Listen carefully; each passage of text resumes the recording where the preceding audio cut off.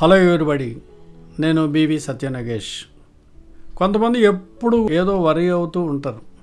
ఇలా వరి అవుతూ ఉంటారు, వాళ్ళకి విజయం ఎప్పుడు కూడా రాదని కూడా బాధపడుతూ ఉంటారు.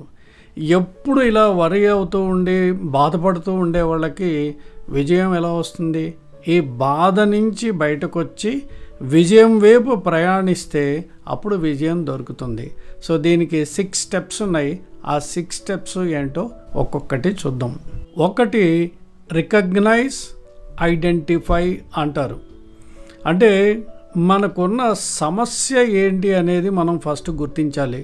ఇప్పుడు ఏదైనా సరే ఒక డాక్టర్ దగ్గరికి మనం ఏదైనా ఆరోగ్యం బాగాలేదని వెళ్తే అసలు డయాగ్నైజ్ చేస్తారు. ఫస్ట్ అది ఏంటనేది చూస్తారు. వాళ్ళు చూడగానే గుర్తుపడితే సరే, లేదంటే డయాగ్నోస్టిక్ సెంటర్కి పంపిస్తారు, ఏదో టెస్ట్ చేయించి తెలుసుకుంటారు. అలాగా మన సమస్య అసలు ఏంటి అనేది మనం రికగ్నైజ్ చేయాలి, దాన్ని ఐడెంటిఫై చేయాలి.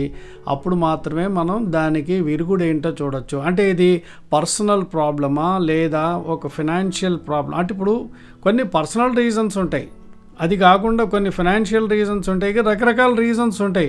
అవి ఏంటి అనేది ఫస్ట్ ఒక పేపర్ మీద రాయాలి.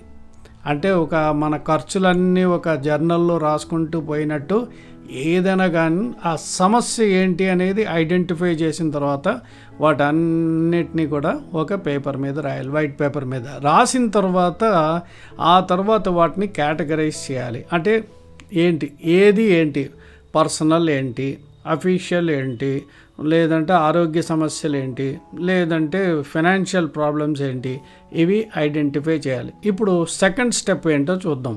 సెకండ్ రీఫ్రేజ్ దెమ్ అంటారు. అంటే ఏంటంటే దీన్నే పారాఫ్రేజ్ అంటాం, మార్చి రాయమంటాం. ఫర్ ఎగ్జాంపుల్, ఒక మనిషికి ఖర్చులు ఎక్కువయ్యాయి అనుకుందాం. ఖర్చులు పెరిగాయి అనేదాన్ని మనం తిరిగి వేరేగా రాసుకోవాలి, ఆదాయాన్ని పెంచాలి అనేది. అలాగే పర్సనల్ ఏదైనా ఒకటి తీసుకున్న ఎగ్జాంపుల్గా, నా వాళ్ళందరూ నాకు దూరం అయిపోతున్నారు. దీన్ని రీఫ్రెష్ చేసి ఎలా రాసుకోవాలంటే, నా వాళ్ళకి నచ్చేటట్టుగా నేను ఎలా మారాలి. సో మనం విజయం వైపు ప్రయాణించాలి అనుకుంటే వరి వదలాలి, విజయానికి వెళ్ళాలి. అంటే ఇలాగా మనం ప్రతిదీ కూడా ఐడెంటిఫై చేసిన, రికగ్నైజ్ చేసిన ప్రతి సమస్యని కూడా మనం విరుగుడుగా ఫస్ట్లో రీఫ్రేజ్ చేయాలి. ఇది సెకండ్ స్టెప్. ఇక థర్డ్ స్టెప్లోకి వెళ్దాం. దీన్ని పాస్ట్, ప్రెజెంట్, ఫ్యూచరు అంటాం. పాస్ట్లో చేసిన పనుల వల్లే కదా ప్రజెంట్ ఇలా ఉంది. మనం ఈరోజు సంతోషంగా ఉన్నా లేదా దుఃఖంలో ఉన్నా మన పాస్టే రీజన్ మనకి. సో పాస్ట్లో చేసిందే చేస్తే మళ్ళీ ఫ్యూచర్లో కూడా అదే జరుగుతుంది కనుక, సో పాస్ట్లో చేసిన మిస్టేక్స్ అన్నిటినీ రెక్టిఫై చేసుకుంటూ ఫ్యూచర్లో మనం ఎలా ఉండాలి అనేది ఈ రోజు నుంచే, ప్రజెంట్ నుంచే మనం ఇది ఒక ఎక్సర్సైజ్లా చేయటం అనేది మొదలు పెట్టాలి. అందుకే మనం వరి అవే పరిస్థితి నుంచి విజయం వైపు ప్రయాణించడానికి ఈ పాస్ట్ని వదిలిపెట్టి ప్రజెంట్ నుంచి మనం చేయాలన్నమాట. అసలు ఏమేం చేయాలి అనేది చూసుకోవాలి. ఇది 3వ స్టెప్. ఇక 4వ స్టెప్ ఏంటో చూద్దాం. ఛాలెంజ్ ఫర్ చేంజ్ అంటారు. అంటే మార్పు కోసం మనల్ని మనం ఛాలెంజ్ చేసుకోవాలి. ఫర్ ఎగ్జాంపుల్, ఫైనాన్షియల్ ప్రాబ్లమ్స్ ఉన్నాయనుకుందాం. వాటి వల్ల మనం విజయం పొందడానికి కొన్ని పనులు చేయలేకపోతున్నాం.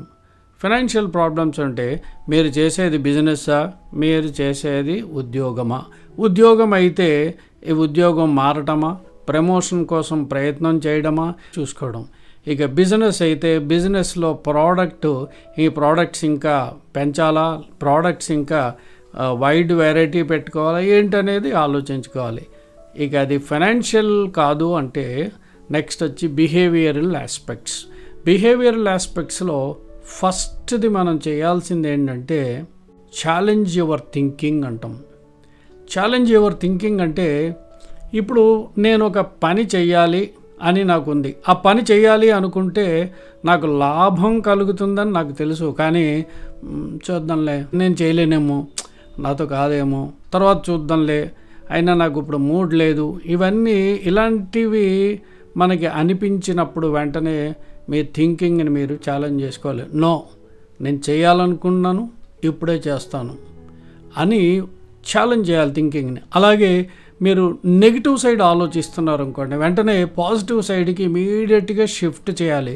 ఇది ఒక అలవాటుగా మార్చుకోవాలన్నమాట. మీరు ఫ్యూచర్లో విజయం సాధించాలి అంటే నెగిటివ్ థింకింగ్ నుంచి పాజిటివ్ థింకింగ్కి షిఫ్ట్ చేయడం అనేది చాలా పెద్ద అలవాటుగా మార్చుకోవాలి.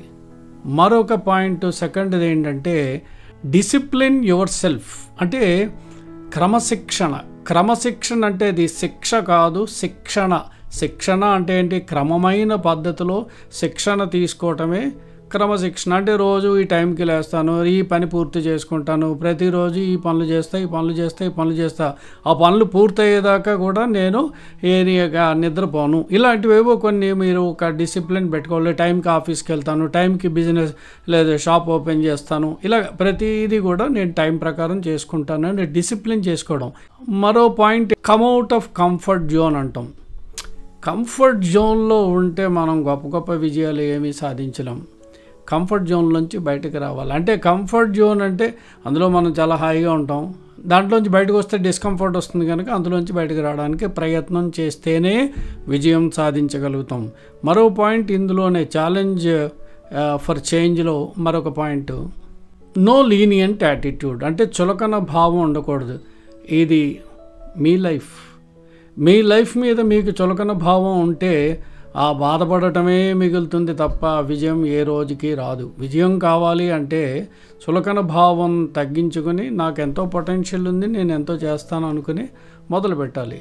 ఇప్పుడు ఇంకా 5th స్టెప్ ఏంటో చూద్దాం.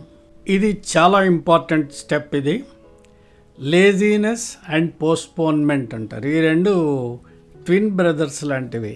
బద్ధకం, వాయిదాలు వేయటం. దీనికి ఏం చేయాలి? Laziness is a state of mind అంటారు. అంటే happiness is a state of mind అన్నట్టుగానే laziness is a state of mind. మీ మ్యారేజ్ ఉందనుకుందాం, లేదా మీకు ఒక ప్రమోషన్కి ఇంటర్వ్యూ ఉంది, మొట్టమొదటిసారిగా ఉద్యోగం సంపాదించడానికి మీకు ఒక ఇంటర్వ్యూ ఉంది, ఒక ఎగ్జామినేషన్ ఉంది. ఆ డేట్కి వెళ్తారు కదా, బద్ధకంగా ఉందని మానేస్తారా, లేదంటే వాయిదా వేస్తారా? వేయడానికి ఉండదు. సో మనం ఇంపార్టెంట్ అనుకున్నది ప్రతిదీ కూడా టైం ప్రకారంగా చేసుకుంటున్నాం. దీనికి విరుగుడు ఏంటంటే, రెమెడీ ఏంటంటే, ప్రతి పని అనేది ఒక గోల్. మీకు దానికి ఒక టైం పెట్టాలి. మనం స్కూల్లో నేర్చుకున్నాం, అది టైం టేబుల్ అని ఉంటుంది. ఎందుకంటే ప్రతి పీరియడ్లో ఎవరు ఏ పాఠం చెప్పి వెళ్తారు, అందువల్ల సిలబస్ పూర్తి చేసుకోగలుగుతున్నారు వాళ్ళు 1 ఇయర్లో. అలాగా ప్రతి గోల్కి ఒక టైం ఫిక్స్ చేసుకుని దాని ప్రకారం చేసుకుంటూ వెళ్ళిపోవాలి. ఈ లేజీనెస్కి, పోస్ట్పోన్మెంట్కి మనం ఛాలెంజ్ చేసుకోవాలి. ఇక last and 6th step farming new belief system అంటారు. అంటే ఒక కొత్త బిలీఫ్ సిస్టమ్ని మనం తయారు చేసుకోవడం. మన జీవితాన్ని నడిపేది మన బిలీఫ్ సిస్టమ్. ఈ బిలీఫ్ సిస్టమ్ వల్లే మన పర్సెప్షను, మన థింకింగ్ ప్రాసెస్ అంతా ఉండేది. కనుక ఈ బిలీఫ్ సిస్టమ్ని మార్చుకోవాలంటే మీరు కొన్నాళ్ల పాటు రోజు మీరు మైండ్ని రిలాక్స్ చేసి కొన్ని పాజిటివ్ ఎఫర్మేషన్స్ని కంటిన్యూస్గా ఇవ్వాలి. అది రోజుకి ఎంతసేపు ఇవ్వాలి అంటే మీ వీలు బట్టి చేయండి, కానీ కన్సిస్టెన్సీ అయితే ఉండాలి. ఈరోజు ఇచ్చుకుని మళ్ళీ ఒక 5 రోజుల తర్వాత ఇలా ప్రాక్టీస్ చేస్తే కుదరదు. ప్రతిరోజు చేస్తేనే మీ బిలీఫ్ సిస్టమ్ మారుతుంది. సో వీలైతే ఒక రిలాక్సేషన్ ఎక్సర్సైజ్ ఏమైనా నేర్చుకుని ఆల్ఫా స్టేట్లోకి వెళ్ళడానికి ఆ రిలాక్సేషన్ ఎక్సర్సైజ్ని వాడి ఆ సెమీ కాన్షియస్ స్టేట్లో మీరు కానీ ఈ పాజిటివ్ ఎఫర్మేషన్స్ని విజువలైజ్ చేసుకుంటే ఖచ్చితంగా మీ బిలీఫ్ సిస్టమ్ మారి తీరుతుంది.